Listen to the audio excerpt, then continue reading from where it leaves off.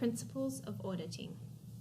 This presentation will provide you with a brief overview of the principles of auditing as presented by the International Organization for Standardization, publication 19,011, Guidelines for Auditing Management Systems.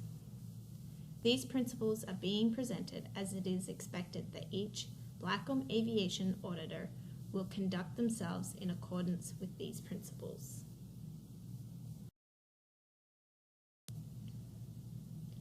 At Blackcomb Aviation, we maintain high standards of auditing practices.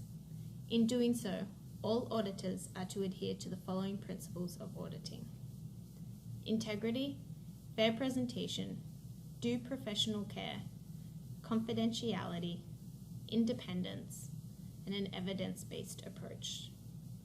We will now go through each briefly to ensure audit activities are carried out in an effective, reliable manner. It will also ensure we comply with all company policies. Integrity is the act of being honest and adhering to moral principles. It is the foundation of being professional in your duties. It is characterized by performing work in an honest manner, being diligent, and acting responsibly.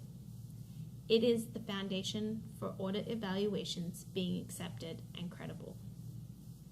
Remember, as the auditor, you are not only evaluating processes, but are being evaluated yourself by the audit client. It is important that an honest and accurate, that is unbiased, evaluation result is presented to the audit client.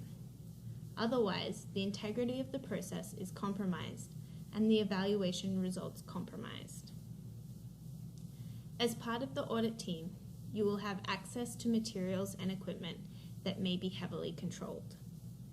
Remember to look at all the documentation you may review during the audit, as well as care for any equipment that may have been used or borrowed.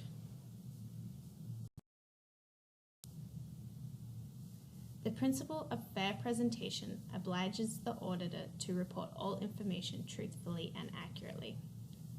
Reports to the audit client are to be complete and relevant. This includes reporting evaluation results, observations, both good and bad, as well as any obstacles or differing opinions the audit team may have experienced. The final report is to also include the outstanding differing opinions between the audit team and their audit client. When communicating, remember to be clear about what you are saying and be objective or impartial about what you are saying. Be truthful and timely with your communication. Important safety issues should be communicated immediately. Ensure your information is accurate and complete. That is, don't communicate half the story. Evaluation results must be consistent with the audit evidence. A review of notes may be required prior to presenting information to ensure bias has not occurred.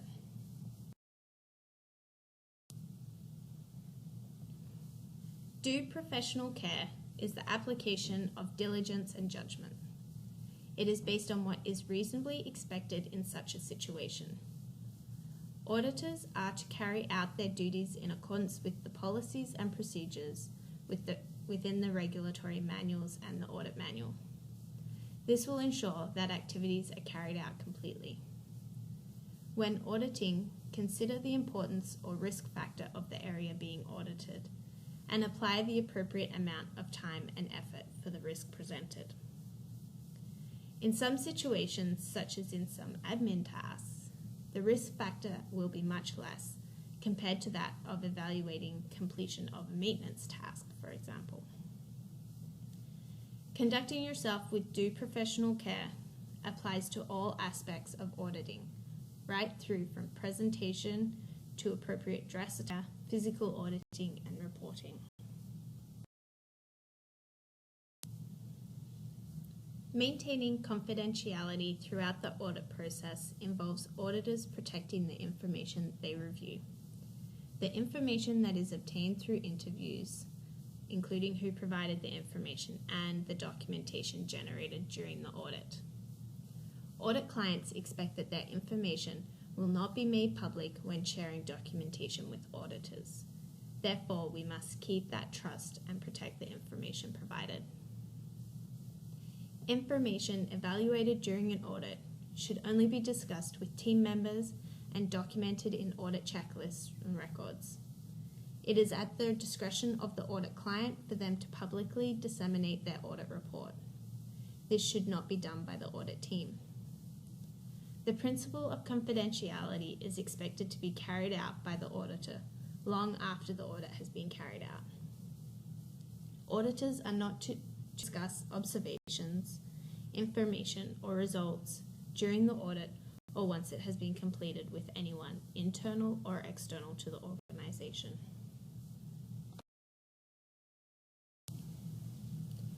Independence is the principle of maintaining impartiality and objectivity during the audit process.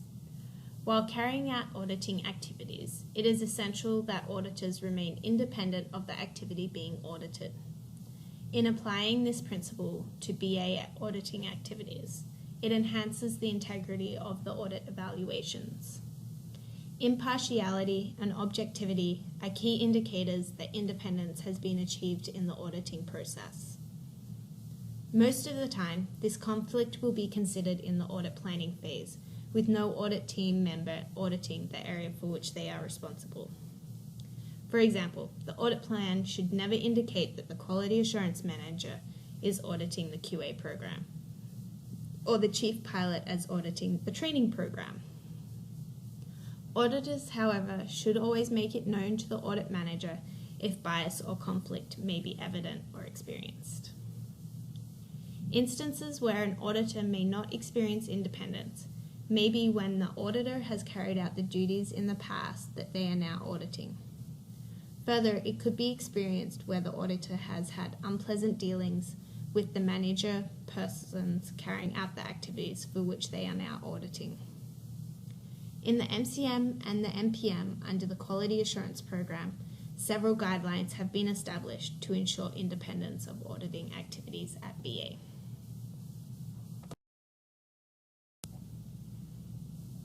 Evidence-based auditing is an approach to auditing that is rational and allows for reaching of reliable and reproducible audit conclusions. Audit evidence should be verifiable and factual in nature, that is, not one's opinions. At Blackcomb Aviation, the records generated from the completion of duties, or missing records where work hasn't been completed, is audit evidence. Where sampling is carried out, evaluations can be drawn based on the evidence reviewed, even if the entire population has not been reviewed. Where sampling has been carried out, however, it must be a representative portion of the population. In simple terms, another auditor should draw the same conclusions as you when reviewing the same evidence or information. If this is not the case, opinions have influenced the evaluation and decreased the integrity of the results, as they are no longer reproducible.